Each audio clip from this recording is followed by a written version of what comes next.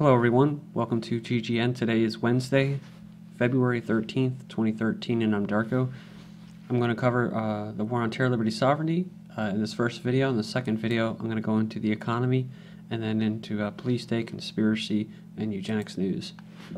Alright, the first one I have for you is NATO created death squads to unseat Assad. So the analyst is Webster Darpley. Says he's told Press TV that NATO has established death squads in Syria in line with its plots aimed at removing President Assad. Quote, these death squads have been created with the help of NATO and with the help of Persian Gulf monarchies inside Syria. He went on to say that NATO favors any attempt which could result in unseating Assad. Any so-called compromise that has a precondition of Assad giving up power is no compromise at all, because that has been the goal of NATO and this entire foreign intervention into Syria using terrorists as the ground forces.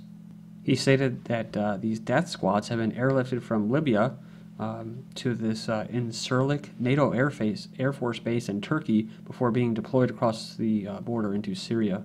Then Syrian rebels loot artifacts to raise money for fight against Assad. There's the caches of ammunition and medicines that they lug each day from the border city back to their homeland. Wonder where that is. Syrian rebels have added new tools to support their fight against President Assad: metal detectors and pickaxes. Struggling to finance their effort, they've joined an emerging trade in illicitly acquired Syrian artifacts and antiquities, selling off the country's past as the war for its future intensifies. Some days we are fighters, others we are archaeologists, said one terrorist. The same international community that's supporting all of this is now expressing alarm of the fate of the country's diverse heritage and landmarks. Syria welcomes talks with the opposition, so there we go. Syrian Foreign Minister, after the opposition called for opening talks, says here on Wednesday, Syrian Foreign Ministry issued a statement saying the country is ready for dialogue with the opposition in Syria as long as it is based on political reforms outlined by Syrian President. Damascus's gates are open for dialogue on a Syrian land and under the roof of the homeland. One of the biggest funders for the opposition in Syria is Qatar. They're to give Syria opposition an embassy. They've reportedly decided to hand the Syrian embassy in Doha to Syria's main opposition bloc, in yet another act of hostility against the crisis-hit country.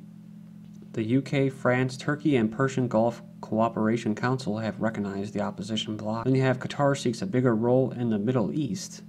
So it says here, in Cairo, young men are holding a burning flag for the cameras to show their fury at a nation they believe is meddling in their country and wider Middle East. It's a familiar image, but it's not the U.S. flag they're waving. It's that of Qatar, the country that has used billions to spread its influence in the wake of Arab Spring. For most Western governments and officials, the influence of Qatar government is seen as broadly positive. And like I mentioned before, the biggest push here, nobody's really covering, is that they want a gas pipeline, natural gas pipeline running through Syria. That's what they want to compete with the EU. Energy is it's one of the, besides death care, i.e. healthcare, and that.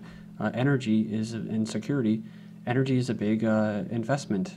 It's like where the markets are right now, finding natural gas and extracting new minerals for technology. That's the big fight between the East and the West blocks over these countries like Afghanistan and Africa to find rare minerals and stuff like that.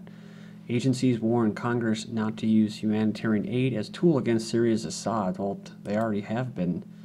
But this goes on and it says that McCain is leading the charge to require the Obama administration to give the Syrian opposition coalition responsibility for aid delivery. So it goes on here, it says this is after the first-hand Syrians' frustrations with the pace and scope of U.S. and other foreign assistance. Like I said, they just even admitted in the other article that these people, when they're stealing these artifacts in Syria, actually go back to their homeland. Well, that means they're not Syrians. And I'm not going to say that there's legitimate concerns as far as representation there in Syria by non-Alawites. But the thing is that they've had relative peace there. They're not enforcing whatever their religious sect, whatever the religious beliefs are for that sect, for the Alawites. They're not pushing that on everybody else. Whereas if these people that are going to come in, they're just going to wipe everything out. All of the history and all of the peace that they had there be turned into a theocracy or a dictatorship, much like Saudi Arabia and Qatar and the UAE states. And they know this. The West knows this. But it's easy. It's just easier for them to control. This is the illusion. It's like, okay, so if they give them a democracy, of course they're not going to have a real democracy. It's going to be a sham.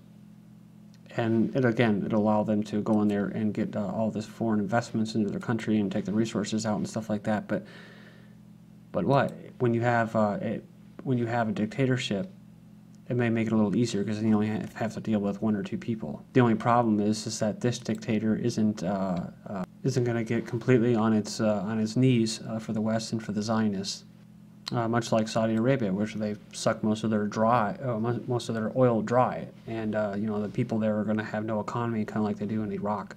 That's completely oil based. Whereas like in Libya, they actually built somewhat of an infrastructure around it to create jobs. But then again, he was a brutal dictator, and then they had to take him out and impose democracy, and you can see how that's working out for those people. Inspector General Afghan government can't handle direct aid. Says no way for crooked government to manage huge sums of cash. Again, this aid thing and how they can deal with it. NATO pledges of massive amounts of cash to the Afghan government require a rethink, according to a special investigator general for Afghan reconstruction, who warns that the Afghan government has no capacity to manage such funds. Then next up, we have NATO airstrike kills civilians in eastern Afghanistan. And it's weird because this is all over the mainstream news, but this happens almost every single day, either in Pakistan or Afghanistan. If confirmed as NATO action, deaths of 10 civilians, including 5 children, likely to renew tensions between Karzai and NATO.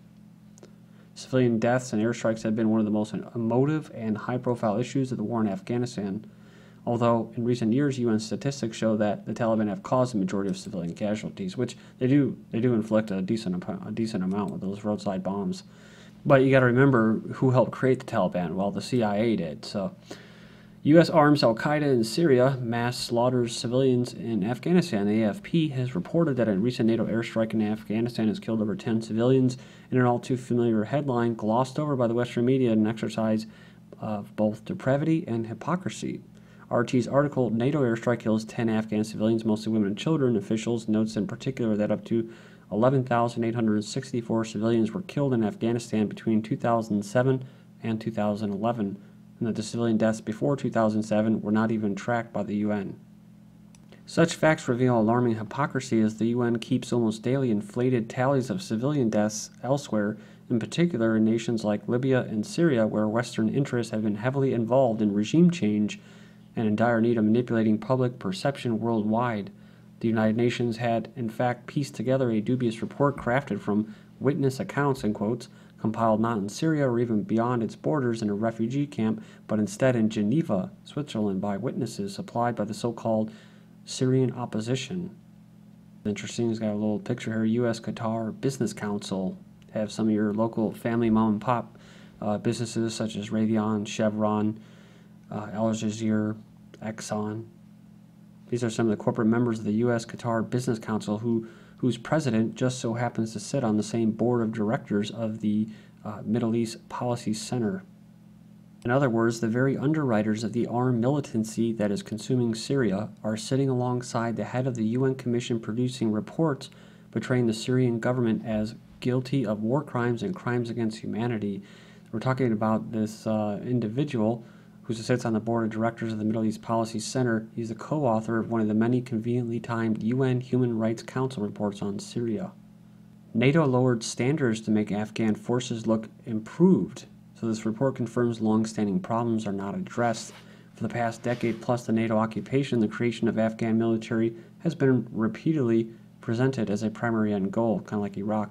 The Afghan military has had several major problems: corruption, logistics concerns, and massive attrition. The goal has been to get a top rating usually, but in August 2011, NATO simply did away with the independent, in quotes, rating and created a new, in quotes, independent with advisors level as the new goal. Yeah, but this last paragraph down here, this is what really tells the truth here. It says, however, NATO officials know that the independent with advisors rating remains contingent on keeping NATO troops in the nation for advice. So they're not going to just leave there. I mean, they don't want them to be truly independent and able to keep themselves secure. Otherwise, they wouldn't be needed there. And then, of course, they wouldn't be able to guard poppy fields and manage the drug trade and the opium coming out of there. Also the rare minerals. Plus, no one knows that Afghanistan actually has a little bit of oil. So they don't want to give that state away. Afghan villagers rise up against Taliban in the south. So I don't know if this is a propaganda piece, but it says dozens of Afghan villagers have taken up arms against the Taliban in one of their key southern heartlands, the latest in a series of uprisings. So here you go. Analysts caution that the movements could be attempts by local militia leaders to reassert their authority ahead of the 2014 withdrawal of NATO troops, or it could be orchestrated as part of a government strategy. So who knows, right? God forbid the people start to try to get the CIA Western-backed Taliban, the controlled opposition, and get the invaders out of their country, right? So, Afghanistan confirms UN report on child killings by U.S.-led troops. So it says here that they've confirmed a UN report that accuses U.S.-led forces of killing hundreds of Afghan children over the last 4 years. We agree with the UN report and confirm that innocent kids kids have been killed during coalition forces operations, specifically U.S. troop operations during the past 10 years, spokesman for the Afghan government said on Saturday. NATO rejects the UN report on death of Afghan children. The U.S.-led international coalition on Friday rejected a UN rights group's concern about reports that U.S. military strikes have killed hundreds of children in Afghanistan during the past 4 years, saying they are categorically unfounded. So it's kind of like we were just talking about with Syria. They inflate numbers over there, and then they don't show the other numbers, the real numbers in other places. Then we have Iran confirms conversion of uranium into reactor fuel. Says the foreign ministry in Iran have confirmed weekend speculation that they have resumed the conversion of uranium into reactor fuel, a move which will keep their stockpile from growing in the near term. So it goes on here and it says that most of the Iran's enrichment is to 3.5% meant for its power plant in Basur, while the smaller amount is produced to the 20% level. This 20% uranium is still far short of the 90+% needed for weapons. Goes on and says that this is the level needed for fuel for the Tehran Research Center. Remember, officials in the Western states have been condemning Iran for this, but actually the research center in Tehran was built by the United States in the late 1960s, and it has aging reactors. Their continued use of it for civilian purposes has kept the stockpile from growing. Then you have South Korea deploys cruise missiles on North Korean border. This comes after, of course, North Korea set off, 3 or 4 different types of nuke tests, and I guess that was supposedly to tell the U.S. to back off. But really, it's going to just help them, because they were saying, I remember reading an article, the Pentagon wants them to do tests so they can see where they're at and their nuclear development stages. Top economic advisors forecast war and unrest. Kyle Bass, Larry Edelson, Charles Nenner, all these individuals, including Jim Rogers, Mark Faber, warn on war. So it says we're already at war in numerous countries all over the war, but it says here top economic advisors warn that economic factors could lead to a new world war. It goes on to say that trillions of dollars of debts will be restructured and millions of financially prudent savers will lose percentages of their real purchasing power.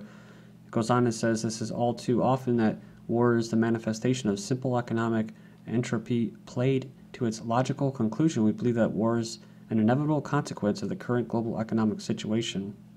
Continuation of bailouts in Europe could ultimately spark another world war, says Jim Rogers.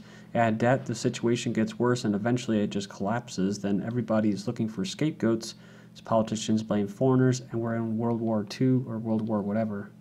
And I'm talking about a global currency war. The last time there was a series of competitive devaluations, it ended in World War II, and Venezuela just did that recently. Hundreds of UK drones missing in Iraq and Afghanistan. And these things basically go in there. Links should be posted. 444.7 of Britain's military drones at Iraq and Afghanistan have crashed, broken down, or gone missing. Well, that's a lot of money, and it's good for the military-industrial complex, for the economy. Drone pilots, I'm being sarcastic, of course. Drone pilots eligible for new military medal. New Pentagon honor doesn't require being on the battlefield.